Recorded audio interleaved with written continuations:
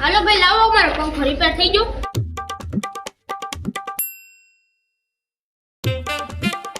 શું વાંધો હતો? આ મોટર ની અંદર છે ને બધું જામ થઈ ગયું હતું. તે મોટર આખી બદલાવી 1100 રૂપિયા છે. બે ભાઈ એટલા બધા પૈસા થોડુંક તો ઓછું રાખો. અમારે દાડિયા થાય હો અમે 300 રૂપિયા. એટલા બધા પૈસા ન હોય કાકુ, ઓછું રાખો. કાંઈ વાંધો નહીં, 1090 દઈ દેજો.